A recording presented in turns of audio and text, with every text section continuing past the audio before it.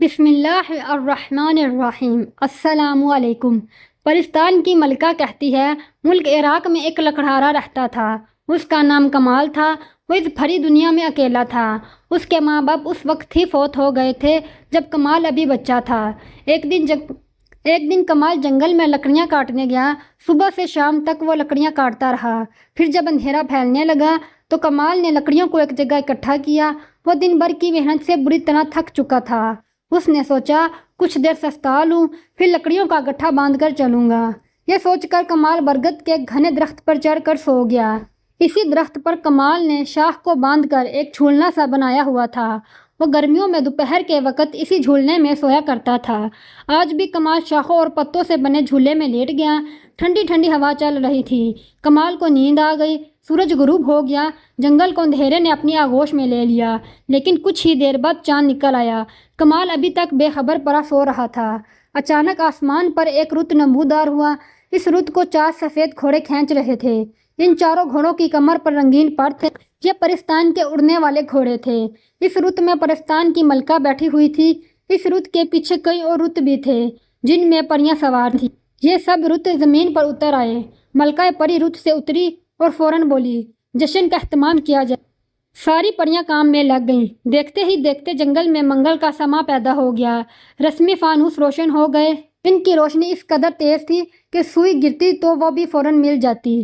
برگد کے درخت تلے ملکہ کا رت بچھایا گیا اور پریاں ناچنے لگیں۔ پریوں کی آواز اس قدر میٹھی تھی کہ پرندوں کو بھی لطف آ گیا۔ کمال لکڑہارا جو ابھی تک سو رہا تھا، گانے بجانے کی آوازیں سن کر جاگ پڑا۔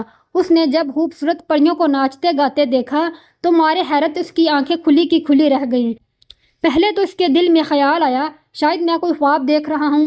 اس نے جلدی جلدی آنکھیں ملی، دانتوں تلے انگلی دبائی، مگر سب کچھ ویسا ہی رہا۔ یہ کوئی خواب نہیں تھا۔ کمال سوچنے لگا، آخر یہ پریاں اس جنگل میں کہاں سے آ گئیں؟ کمال کے دل میں آیا کہ یہی سوال پریوں سے پوچھے، مگر اس نے سن رکھا تھا کہ اگر پریاں آدم ذات کو دیکھ لیں تو قید کر کے پرستان لے جاتی ہیں۔ اس لیے وہ چپ چاپ پڑا رہا، یہ تماشا دیکھتا رہا۔ آدھی رات تک پریوں کا یہ جشن جاری رہا۔ پھر پریوں کی ملکہ تخت سے اٹھی اور دونوں ہاتھ ہوا میں بلند کر کے بولی، شہزادہ نکولی کو ہمارے حضور پیش کیا جائے اور دستور کے مطابق 15 کوڑے لگائے جائیں۔ یہ حکم سنتے ہی چند پریاں ایک رت سے پری ذات شہزادے نکولی کو نکال لائیں اور درخت سے باندھ دیا۔ ملکہ کے اشارے پر ایک پری نے کوڑا نکالا۔ کوڑا ہوا میں لہرایا اور شراخ کی آواز کے ساتھ شہزادہ نکولی کی کمر پر پڑا۔ شہزادے کی چیخ نکل گئی۔ دوسرا، تیسرا، چوتھا اور 5واں کوڑا، ہر کوڑے پر شہزادے کی الگ سے بڑی دردناک چیخ نکلتی تھی۔ کمال درخت پر بیٹھا یہ منظر دیکھ رہا تھا۔ وہ ایک رحم دل انسان تھا۔ شہزادے پر ظلم اس سے برداشت نہ ہو سکا۔ اس نے اپنی جان کی بھی پرواہ نہ کی اور درخت سے چھلانگ لگا کر ملکہ پری کے سامنے آ کھڑا ہوا۔ پریاں مارے خوف اور حیرت کے چیخنے چلانے لگیں۔ آدم ذات، آدم ذات! ملکہ پری نے گرج کر کہا، اے آدم ذات، کون ہے تو اور یہاں کیسے آ گیا؟ کمال بولا، میں ایک غریب لکڑہارا ہوں۔ اس درخت پر سو رہا تھا کہ گانے بجانے کی آوازیں سن کر آنکھ کھل گئی۔ میں خاموش رہا، مگر اس مظلوم شہزادے پر ظلم دیکھ کر میرا دل بھر آیا۔ اے ملکہ پری، تم اس قدر سنگ دل کیوں ہو؟ اس بیچارے شہزادے سے کیا غلطی ہوئی جو اسے اتنی سخت سزا دی جا رہی ہے؟ ملکہ پری نے یہ سنا تو آنکھوں میں آنسو آ گئے۔ اس نے روتی ہوئی آواز میں کہا، تم مجھے سنگ دل کہہ رہے ہو؟ جانتے ہو یہ کون ہے؟ یہ میرا بیٹا ہے اور میں ماں ہو کر بھی اسے یہ سزا دینے پر مجبور ہوں، کیونکہ قانون کی نظر میں سب برابر ہیں۔ پرستان میں غلطی چاہے شہزادے سے ہو یا مزدور سے، سب کو قانون کے مطابق سزا ملتی ہے۔ تمہاری دنیا کے قانون کی طرح نہیں کہ طاقتور اور دولت مند بچ نکلتا ہے۔ تم صحیح کہتی ہو ملکہ پری، کمال لکڑہارے نے کہا۔ طاقتور اور دولت مند وقتی طور پر تو بچ سکتا ہے، اس دنیا کی عدالت سے تو رہا ہو سکتا ہے، مگر ایک اور بڑی عدالت بھی ہے جہاں صحیح انصاف ہوتا ہے، وہ عدالت خدا کی ہے۔ اچھا تم یہ تو بتاؤ، آخر شہزادے سے غلطی کیا ہوئی ہے؟ ملکہ پری بولی، اس احمق نے سبز دیو کی چکنی چپڑی باتوں میں آ کر شاہی موتی اس کے حوالے کر دیا۔ یہ اتنی بڑی غلطی ہے کہ پرستان کا وجود خطرے میں پڑ گیا ہے۔ ہمارے دیوتاؤں کے مطابق پرستان کا حاکم وہی بن سکتا ہے جس کے پاس شاہی موتی ہو۔ اب جو ہی میں مروں گی تو سبز دیو پرستان کا بادشاہ بن بیٹھے گا۔ وہ ظالم اور خونخوار دیو پرستان کا بادشاہ اس لیے بننا چاہتا ہے کہ پرستان میں پیدا ہونے والی فصلیں اور پھل اس کے قبضے میں آ جائیں اور وہ انہیں اپنی ساتھی دیووں میں بانٹ دے۔ اس طرح پریاں بھوکی پیاسی رہ کر مر جائیں گی اور پرستان جو ہی پریوں سے حالی ہوگا وہ اس پر قبضہ کر لیں گے۔ یہ تو واقعی بہت بڑی غلطی کی ہے شہزادے نے۔ کمال نے سر کو ہلا کر بولا، اس غلطی کی سزا میں اسے ہر چاندنی رات کو زمین پر لا کر کوڑے مارے جاتے ہیں۔ ملکہ پری نے کہا، اچھا تو کیا پریاں مل کر سبز دیو سے موتی چھین نہیں سکتی؟ نہیں، وہ بے حد ہونہار اور طاقتور ہے، پھر اس تک پہنچنا جان جوکھم کا کام ہے۔ ذرا مجھے بتاؤ کہ اس تک کیسے پہنچا جا سکتا ہے؟ یہاں سے سینکڑوں میل دور شمال میں ایک کھنڈر ہے۔ اس کھنڈر میں واقع کنویں میں ایک بھوتنی رہتی ہے۔ جو بھی بھوتنی کے ہتھے چڑھ جائے وہ اسے ایک سوال پوچھتی ہے۔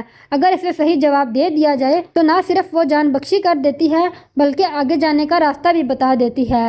اگر جواب غلط ہو جائے تو خون پی کر ہڈیاں چبا جاتی ہے، اور آج تک کوئی اس کے سوال کا صحیح جواب نہیں دے سکا۔ اچھا تم مجھے یہ بتاؤ، سبز دیو میں کوئی نقص ہے؟ میرا مطلب ہے کیا وہ بہت زیادہ سوتا ہے، خوشامد پسند ہے یا لالچی ہے؟ پری ملکہ بولی، وہ بڑا چالاک اور ہوشیار ہے۔ ملکہ پری نے کہا، دن میں سونا تو ایک طرف رہا، رات کو بھی جاگتا رہتا ہے۔ ہاں ایک نقص ہے اس میں، دن کی روشنی میں اسے کچھ نظر نہیں آتا لیکن رات کو وہ ایک تنکا بھی دیکھ سکتا ہے۔ کمال لکڑہارا سوچ میں پڑ گیا، پھر بولا، ہمارا دین اسلام کہتا ہے کہ مصیبت زدہ کی مدد کرو، کسی کے کام آنا بھی عبادت ہے۔ میں اس مظلوم شہزادے کو کوڑوں کی اذیت سے بچانے کے لیے سبز دیو سے موتی حاصل کرنے کی کوشش کروں گا۔ تو ملکہ پری نے حیرت زدہ لہجے میں کہا، وہ تو تمہیں چٹکی میں مسل دے گا، جو خدا کو منظور ہوگا وہی ہوگا۔ کمال لکڑہارے نے مضبوط لہجے میں کہا، کیا تم مجھے ان کھنڈرات تک پہنچا سکتی ہو جہاں بھوتنی رہتی ہیں؟ ہاں، میرا رت تمہیں وہاں پہنچا دے گا، مگر ایک بار سوچ لو کہ تم موت کے منہ میں چھلانگ لگانے جا رہے ہو۔ کمال زور سے ہنس کر بولا، زندگی اور موت خدا کے ہاتھ میں ہے، دیو کی کیا مجال کہ وہ میری جان لے سکے۔ تم یہی ٹھہرو، میں اپنے گاؤں سے چند ضروری چیزیں لے کر آتا ہوں۔ کمال لکڑہارا اپنے گھر آیا۔ اس نے چمڑے کے ایک تھیلے میں عطر کی شیشی، ایک رسا لیا اور ایک پھومپو، تینوں چیزیں لے کر وہ واپس جنگل میں آ گیا اور اڑنے والے گھوڑوں کی رت پر سوار ہو گیا۔ گھوڑے اڑنے لگے، ان کی رفتار بے حد تیز تھی۔ 2 گھنٹے تک مسلسل اڑنے کے بعد گھوڑے نیچے اترنے لگے اور آہستہ آہستہ زمین پر آ گئے۔ کمال چھلانگ مار کر نیچے آ گیا۔ اس کے سامنے ٹوٹے پھوٹے کھنڈرات دور تک پھیلے ہوئے تھے۔ چاند کی زرد روشنی میں یہ کھنڈرات دور سے ان جنوں کے مانند نظر آ رہے تھے جو اکڑو بیٹھے ہوں۔ کمال خدا کا نام لے کر کھنڈرات میں داخل ہو گیا۔ کھنڈرات میں جگہ جگہ قبریں بنی ہوئی تھیں، ٹوٹی پھوٹی قبریں۔ پھر یکایک کھنڈر میں ایک آواز گونج اٹھی، ڈراؤنی اور دہشت ناک آواز، وہ جسے سن کر رگوں میں دوڑتا خون تھم جائے۔ کمال رک گیا اور آنکھیں پھاڑ پھاڑ کر ادھر ادھر دیکھنے لگا۔ پھر چھن چھن کی آواز کے ساتھ کنویں سے بھیانک بھوتنی نکلنے لگی۔ اس بھوتنی کا قد درختوں سے بھی بڑا تھا، لمبوترا چہرہ، آنکھ کی جگہ گڑا ایسی آنکھیں اور باہر کو نکلی ہوئی سرخ زبان، سر پر کانٹوں کی طرح کھڑے بال۔ کالی ہیبت ناک بھوتنی نے دونوں ہاتھ سینے پر مار کر دل دہلا دینے والی چیخ ماری۔ پھر ایسی بھیانک اور ڈراؤنی چیخ کے کمال ایک بار تو دہل گیا۔ بھوتنی نے کہا، آ جا انسان، میرے پاس آ جا تاکہ میں تیرا خون پی سکوں۔ یہ کہتے ہوئے خبیث بھوتنی کی شکل بہت خوفناک ہو گئی تھی۔ کمال نے حوصلہ کر کے کہا، اے بھوتنی، میں تیرے سوال کا جواب دینے آیا ہوں۔ اچھا، تم جیسے کہیں آئے تھے اور کوئی واپس نہیں گیا؟ تو بھوتنی بولی کہ لے ادھر دیکھ۔ یہ کہہ کر بھوتنی نے دونوں ہاتھ ہوا میں لہرائے۔ کھنڈر کی ایک دیوار روشن ہو گئی اور اس پر ایک منظر نظر آنے لگا۔ کمال نے دیکھا کہ اناج کا کھیت ہے جس کے چاروں طرف باڑ لگی ہوئی ہے۔ پھر اچانک یہ باڑ کھیت کو کھانے لگی اور دیکھتے ہی دیکھتے کھیت ختم ہو گیا۔ اس کے ساتھ ہی دیوار بھی تاریک ہو گئی۔ بھوتنی نے کہا، بتا اس کا کیا مطلب ہے؟ کمال نے فوراً کہا، یہ تو بڑا آسان سوال ہے۔ یہ کھیت اور باڑ ایک ایسے شخص کا روپ ہے جو بددیانت ہے۔ اس شخص کے پاس کسی نے امانت کے طور پر رقم رکھوائی، مگر اس نے امانت میں خیانت کی اور رقم کھا گیا، جس طرح کھیت کو باڑ کھا گئی۔ بھوتنی کے ڈیلے تیزی سے گھومنے لگے۔ اس کی سرخ زبان منہ میں چلی گئی اور قد چھوٹا ہو گیا۔ اس نے مری ہوئی آواز میں کہا، اے نوجوان، تو نے صحیح جواب دیا ہے، بول اب تو کیا چاہتا ہے؟ کمال بولا، میں سبز دیو کے قلعے میں جانا چاہتا ہوں، مگر ابھی نہیں، صبح کی روشنی میں۔ بھوتنی نے کہا، ٹھیک ہے، تمہارا کام ہو جائے گا۔ یہ کہہ کر بھوتنی نے قبر پر پھونک ماری۔ اتنی زوردار پھونک تھی کہ قبر درمیان سے شک ہو گئی۔ قبر میں انسانی ڈھانچہ پڑا ہوا تھا۔ وہ اٹھ کھڑا ہوا۔ اس کے اٹھنے سے ہڈیوں کی کھڑکھڑاہٹ کی بھیانک آواز پیدا ہوئی۔ اس ڈھانچے کا سارا جسم تو ہڈیوں کا تھا، مگر آنکھیں زندہ انسانوں کی سی تھیں۔ متحرک آنکھیں نے اس نے سر جھکایا اس کے ہونٹوں کی ہڈیاں ہلیں اور بولی، اے کھنڈرات کی ملکہ، تیرا غلام حاضر ہے، حکم کر۔ بھوتنی نے کہا، او میرے غلام ڈھانچے، اس انسان کو سبز دیو کے قلعے میں لے جا اور پھر واپس لے آ۔ ڈھانچے نے کمال کا ہاتھ تھاما۔ ڈھانچے کا پنجہ برف کی طرح سرد تھا۔ ڈھانچہ کمال کو ساتھ لیے زمین میں غرق ہو گیا۔ ڈھانچے کے کہنے پر کمال نے آنکھیں بند کر لی تھیں۔ زمین کے اندر تک سفر جاری رہا، پھر دونوں زمین کی سطح پر ابھر آئے۔ کمال نے آنکھیں کھولیں تو سامنے ایک عظیم عالیشان قلعہ نظر آیا جو کالے پتھروں کا بنا ہوا تھا۔ ڈھانچے نے کہا، یہی ہے سبز دیو کا قلعہ، میں باہر ٹھہرتا ہوں، تم چلے جاؤ۔ دن کا اجالا پھیل چکا تھا۔ کمال اللہ کا نام لے کر قلعے میں داخل ہو گیا۔ قلعے میں داخل ہونے سے پہلے اس نے عطر کی شیشی اپنے کپڑوں پر انڈیل لی تھی تاکہ دیو اس کی انسانی بو نہ سونگھ سکے۔ قلعے کے اندر باغات اور چشمے تھے۔ یہاں کمال کو سبز دیو بھی نظر آ گیا۔ وہ پھل کھانے میں مصروف تھا۔ کمال نے بھونپو منہ سے لگایا اور بولا، او سبز دیو، ادب سے کھڑا ہو جا، ہم کو کاف دیو کے بادشاہ آئے ہیں۔ بھونپو سے آواز اس طرح نکلی جیسے بادل گرج رہے ہوں۔ سبز دیو اٹھ کھڑا ہوا۔ اسے دن کے وقت کچھ نظر تو آتا نہیں تھا۔ وہ بولا، کیا مجھ سے بڑا بھی کوئی دیو ہے؟ میرا جسم اتنا بڑا ہے کہ 10 دیو ایک دوسرے پر کھڑے ہو کر بھی مجھ سے چھوٹے رہتے ہیں۔ چپ رہو، ہماری شان میں گستاخی نہ کرو۔ کمال بھونپو میں بولا، ہمارا نام کڑوا کریلا دیو ہے، تم ہمارے سامنے چونٹی جیسے ہو۔ سبز دیو گھبرا گیا۔ اس نے سوچا، جب دیو کی آواز اتنی گرجدار ہے تو وہ خود کتنا بڑا ہوگا۔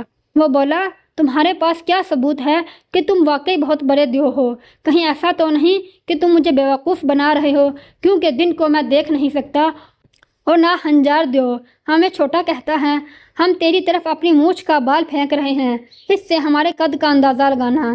یہ کہہ کر کمال نے رسا سبز دیو کی طرف پھینکا۔ دیو نے موٹے سے رسے کو ہاتھ میں ٹٹولا تو دل میں بہت گھبرایا، اتنا بڑا دیو کہاں سے آ ٹپکا۔ وہ عاجزی سے بولا، حضور میں مانتا ہوں آپ ہی سب سے بڑے دیو ہیں، فرمائیے میرے لیے کیا حکم ہے۔ کمال دل میں بڑا خوش ہوا کہ اس کی ترکیب کام کر رہی ہے۔ گرج کر بولا، ہمیں وہ شاہی موتی چاہیے جو تم پرستان سے لائے ہو، جلدی بتاؤ وہ موتی کہاں ہے، ورنہ ابھی تمہاری گردن توڑ کر سارا خون پی جاؤں گا۔ سبز دیو نے سوچا، جس دیو کی مونچھ کا بال اتنا موٹا ہے اور بڑا ہے تو وہ میری گردن یوں توڑ ڈالے گا جیسے کوئی خشک ٹہنی ہو، اس لیے موتی اس کے حوالے کر کے جان بچا لینی چاہیے، جان ہے تو جہان ہے۔ وہ ہاتھ باندھ کر بولا، سرکار ناراض مت ہوں، میں تو آپ کا خادم ہوں، ابھی موتی پیش کرتا ہوں۔ سبز دیو نے اپنی بالوں سے موتی نکال کر کمال کو دے دیا۔ کمال نے 2-3 کہکے لگائے اور قلعے سے باہر آ گیا۔ ڈھانچے کے ساتھ وہ کھنڈرات میں پہنچا۔ کھنڈرات سے باہر رت میں پریوں کی ملکہ اس کا انتظار کر رہی تھی۔ کمال نے موتی اس کے حوالے کیا تو وہ خوشی کے مارے ناچنے لگی۔ شہزادے نکولی نے کمال کا بہت بہت شکریہ ادا کیا۔ وہ سب پریاں سے گھر تک چھوڑنے آئیں۔ اس کے بعد کمال کبھی جنگل میں لکڑیاں کاٹنے نہیں گیا، اسے اب ضرورت ہی کیا تھی۔ پری ملکہ نے اسے اتنے جواہرات دے دیے تھے کہ وہ شہر کا سب سے بڑا امیر آدمی بن گیا تھا۔ ویڈیو اچھی لگے تو لائک اور چینل کو سبسکرائب کر دیں۔